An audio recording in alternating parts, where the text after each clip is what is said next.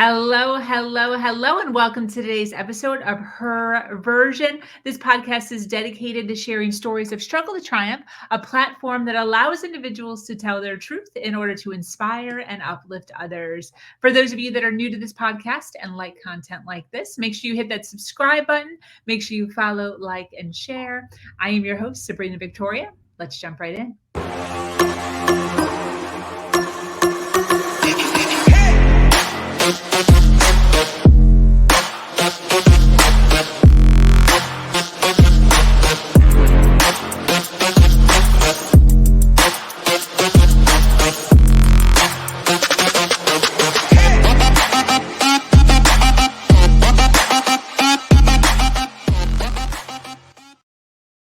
Thank you so much for joining us today for this episode of Her Version. The Her Version platform is built on storytelling and the understanding that many times our greatest learning experiences come from listening to other people's story. Today, I am speaking with an amazing woman named Diana. Diana dealt with a lot of self-doubt growing up. She never felt good enough.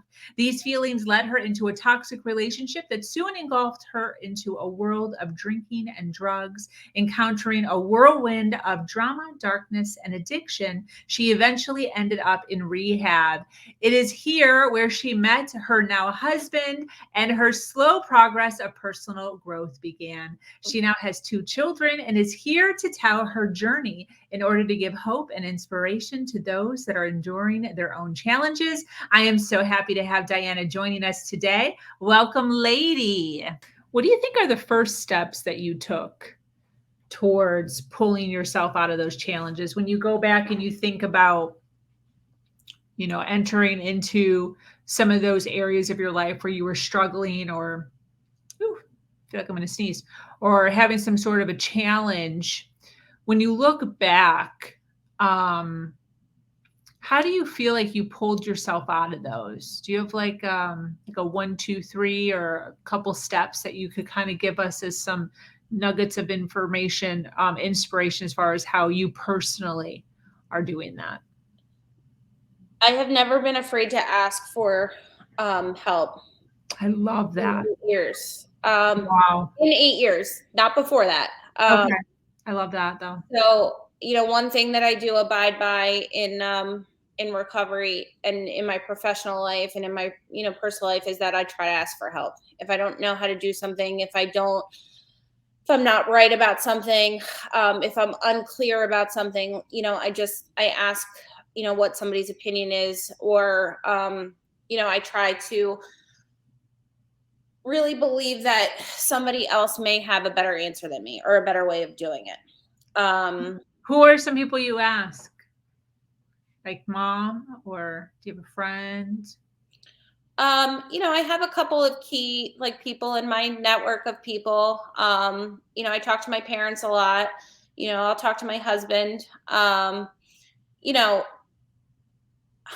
think it just depends on the situation, I kind of have learned, I have a go-to person. So I've learned that you can't just have one go-to person.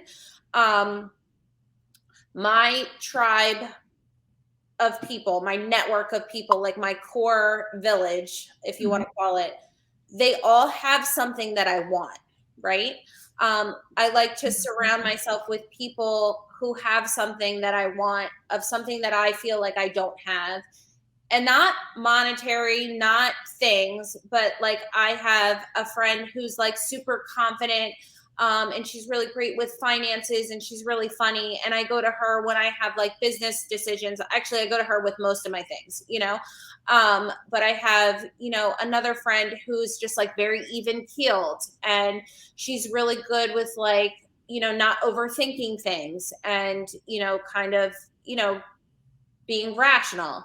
I have another friend who's really great with mom crafts, and she's really kind and she's really loving, and and sometimes I feel like I lack that, and she's really patient. So I have these women in my life that all have these things that I think that I don't have consistently in my own life. So I surround myself with them because they add an opportunity for me to have that, Yes. I Yes. think that's super important. Like as you're building your world, like there's that saying, like 4 quarters are better than 100 pennies. But like if your 100 pennies are all providing you with something that's valuable in your life, like it is what it is. You know what I mean?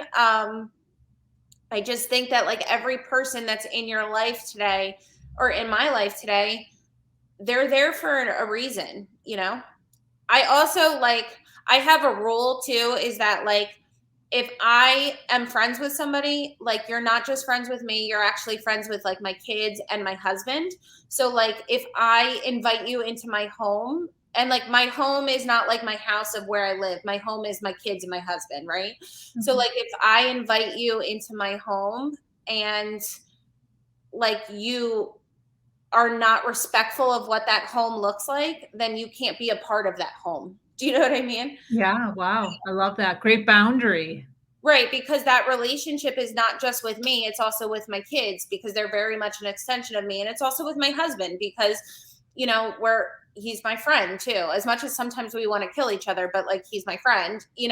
So we have to, like, any person that's introduced into my life, they're like, we're a unit. And if you can't deal with the unit, then like you can't deal with me.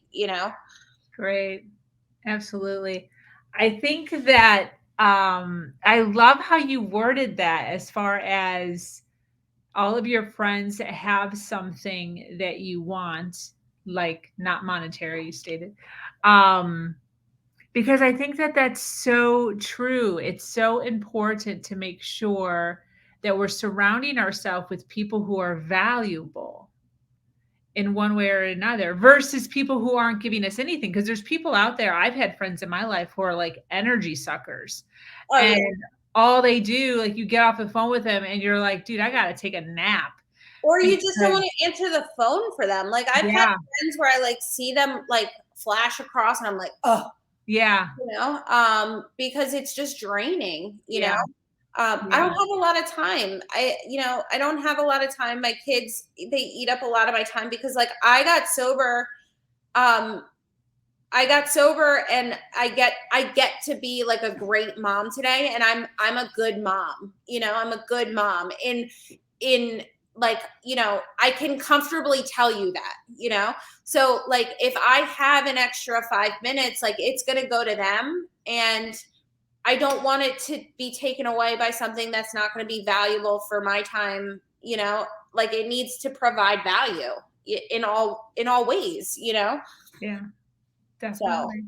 What's the number one lesson you've learned from life?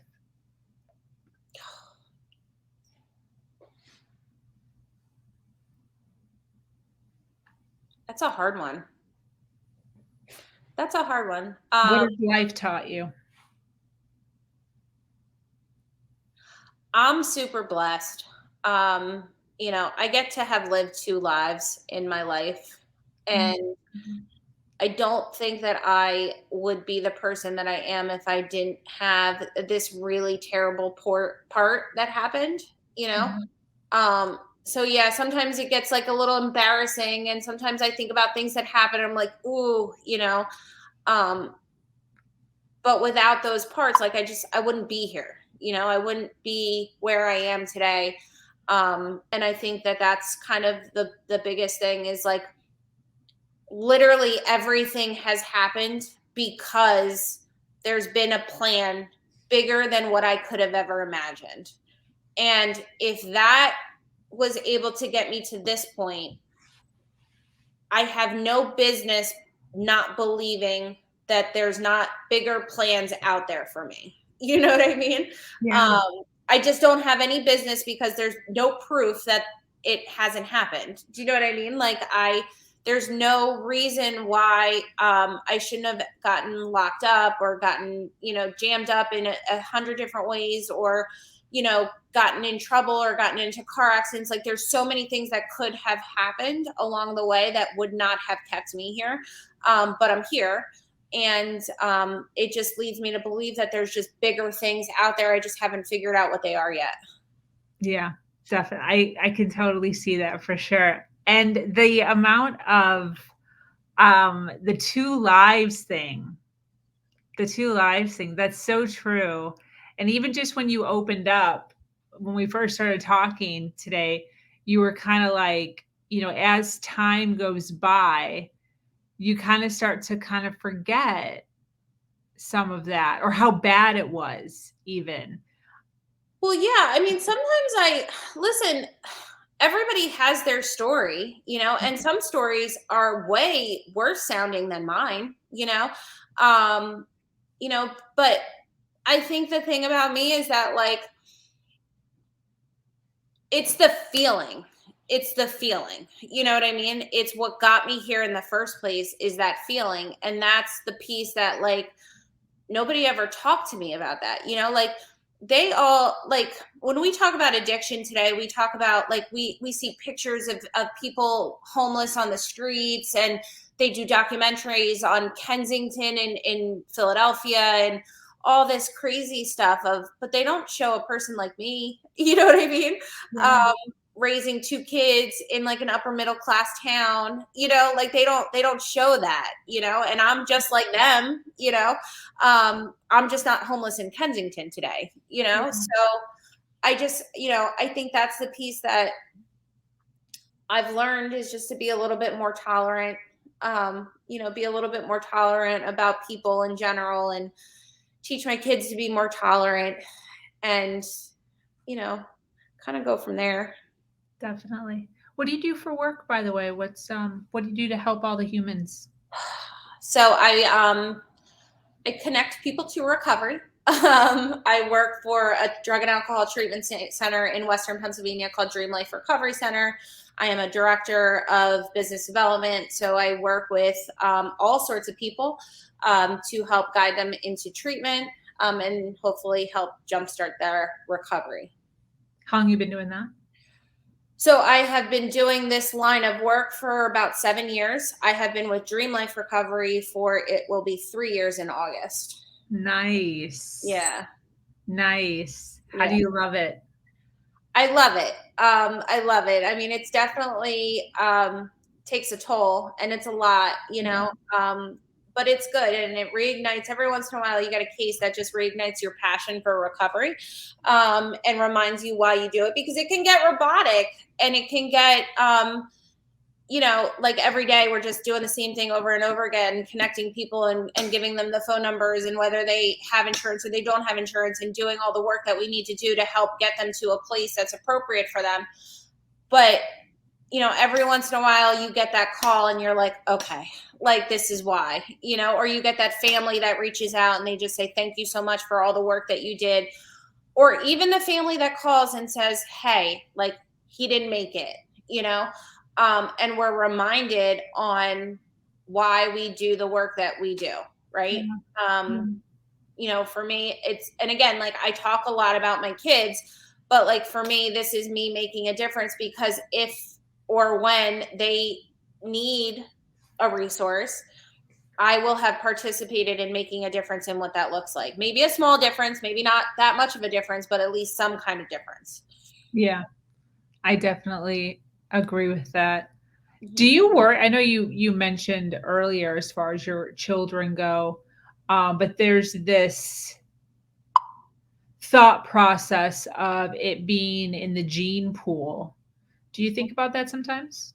Or because you're in that realm, do you hear that? Is that something that So, I mean, there's nothing data driven that indicates that, but I mean, I definitely do believe that. Listen, I mean, I look at my kids all the time. I'm like, which one of it is it going to be? And they definitely have things in them that would indicate one or the other. You know what I mean? I think the apple doesn't fall far from the tree, and that, it's there. I mean, it's a disease just like anything else. My mom has rheumatoid arthritis. She got diagnosed at 32 years old.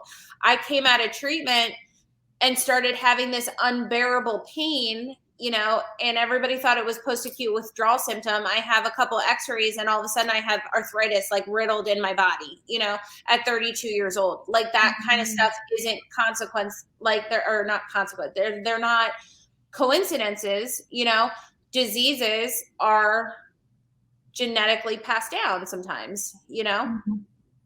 Yeah, definitely. How old were you when that happened? 32.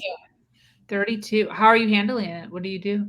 I do a lot of holistic stuff. So my mom's been on medication for years. I'm trying not to go that route. So I do a lot of exercise, diet, stuff like that. You do yoga? So here's my thing with yoga. It's good. I should do more of it. I have a really hard time shutting down for 30 minutes. Like The slow, you mean the slowness of it? Yeah, I Okay. have a really hard time. So I do a lot of like exercise that keeps me occupied. Okay. Because that like quiet for because remember, like I don't like to hear this. Yeah. So that quiet really like I can't sit still for it. What does that mean? What do you mean? You don't like to hear this. I just think like because again, like we can remove the drugs and alcohol from our body and we can do all this work, but like it doesn't stop the crazy from happening. Like it takes a lot of work to consistently, even 8 years later, to tell myself like you're good enough, you're pretty enough, like you could do all these things, like you're a good mom, you're this, you're that. I know all these things to be true, but every once in a while you have a bad day. It doesn't take much for those things to creep back up, Got it. I have a routine. Like I start my day, 30 minutes at the gym, hopefully longer if I can do it. If I break that routine, like my whole day is thrown off. You know what I mean? Like I have like things I have to do to keep myself regimented. So I don't have to hear this all the time, Got it. Yeah. Have you done any work as far as not quieting that, but like reframing it? Yeah, I mean, I still very actively participate in a program of recovery, and I still like Good. very active with my sponsor and things like that. Like I do a lot of work on that. Okay, good. I want to see you do yoga. I'll- I think we should challenge you. I think we should challenge you to like 5 minutes right before bed. Do you guys watch TV? Yeah, but I'll try it for you. How about that? Yeah, do All right. it. All Like right, 5 minutes while you guys are watching TV right before bed. I'll do it and I'll give you updates. Yes. All right, I'll do it. Yes. I feel like you're a yoga girl. I feel like deep down. I was going through your social media. I just feel like that would fit for you. I'll try it. I'll try it for you. You're like energetic, loving human being. I feel like that would flow. You just have to find your own rhythm. I'll try it for you. Yes, good. Yes.